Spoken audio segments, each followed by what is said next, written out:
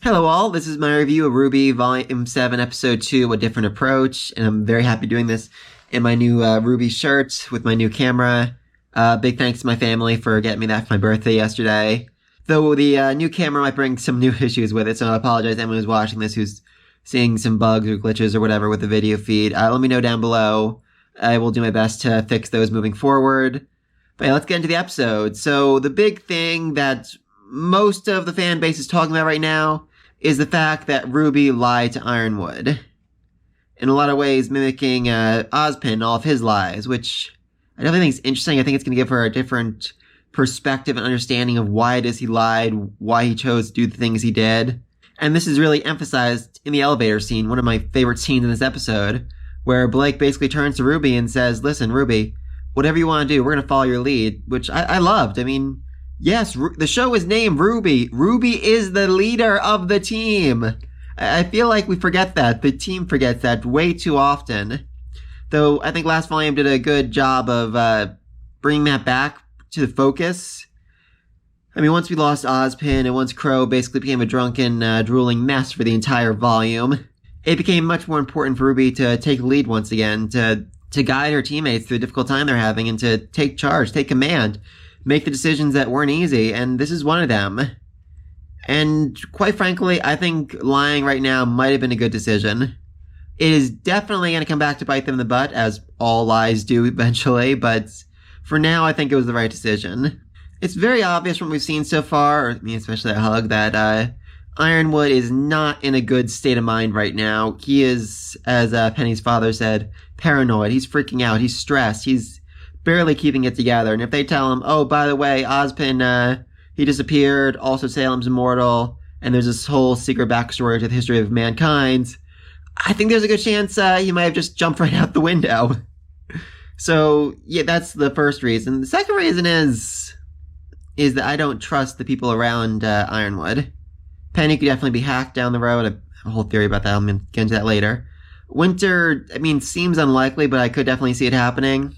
If she believes that, you know, she's on the wrong side or that being on this side is going to end up getting her sister hurt or whatever, I could see her betraying them. Unlikely, but I could still see it happening.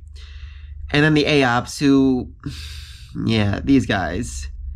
I mean, I don't feel like the fondness with the tail could be a traitor just because the tail kind of gives them away quite a bit. Super energetic, happy girl. I liked her. She kind of reminds me of Nora. I think in the opening we saw that her weapon's similar to Nora, so a lot of questions about that. Long lost sister, maybe? Probably not, but fun theory. Monk in the back, no idea about him. I mean, he kind of stands out just because, you know, he stands out. So they reveal he's a spy. I'm like, oh, I felt something weird about that guy. Yeah, because he's a freaking monk who looks like no one we've ever seen before. Short girl, hard to say. And leader, I definitely don't trust. I should probably learn their names at some point. Yeah, definitely do not trust him whatsoever. So any one of them could be a spy, and if that's the case, then revealing too much information to any of them could eventually lead to the team being screwed over. I do think RWBY is eventually going to open up to Ironwood about everything going on, but not for this foreseeable future. Oh, and finally, there's the possibility that Ironwood is lying.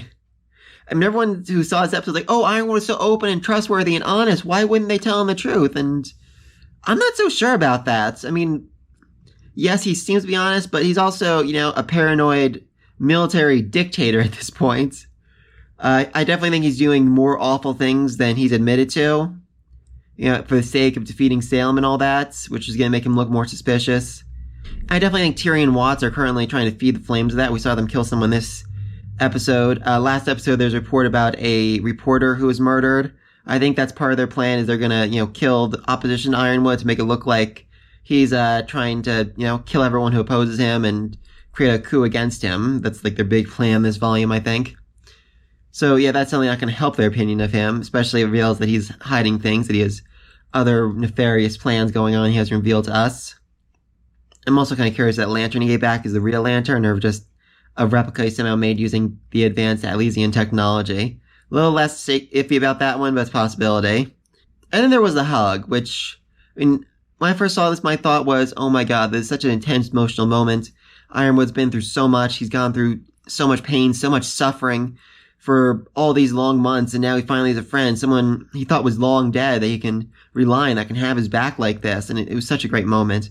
And then I'm sitting there thinking, what if he bugged him? And that was a very long hug. He definitely could have put a bug on him so he can overhear their conversations. I mean, honestly, I didn't really think he was fully believing everything RWBY said. And what's more, they literally said in the elevator, in front of his guards, oh, we need to be careful about how much we actually tell Ironwood. I'm fairly certain that would have gotten back to him. Oh, and then there's the fact they're staying in the dorms. The military dorms. The military dorms of the school where he runs, and he runs the military. There is a 100% chance that there are bugs in every one of those rooms, so he can, spy on his students to make sure none of them are planning on overthrowing him. Also, just the weird order of events going on here. I mean, the team and the Lantern are both brought to his office. He clearly knows they're there. He has security footage of them fighting, which he has clearly reviewed. And yet, he acts surprised when he sees them. He's like, what are you guys doing here? Oh, you already got the Lantern and the footage reviewed, but I just didn't expect to see you here. I mean, he was obviously when they called him to his office. My best logic here was that, he just brought the people who, reportedly stole a Elysian ship to his office so he could interrogate them. But he had the footage, so he knew it was them. Did he, I don't know, maybe just didn't expect his soldiers to put them in handcuffs or something? Which was definitely weird, but it led to another one of my favorite moments in this episode. Winter and Weiss. Their reunion was so great. Winter's just like, you have 10 seconds to take off those handcuffs or I will start hurting you. Jesus Christ, that's the overprotective big sister I wanted to say. And then, when they admitted, oh yeah, also we kind of stole that Elysian ship to get here. I mean, Ironwood was just absolutely proud of them. He hates the whole red tape and all the other stuff he has to deal with on a daily basis. But Winter is just outraged and horrified, starts yelling at her, and Weiss just runs in and hugs her. It was just such a sweet moment. Probably, second, third, fourth, only Team RWBY's reunions. Weiss hugged Yang, RWBY hugged Yang, and then invited Weiss in, and RWBY, Weiss, Yang hugged and invited Blake in. Those were like the best hugs ever. This is definitely a close fifth, though. And what really got me is Winter seemed almost surprised by this.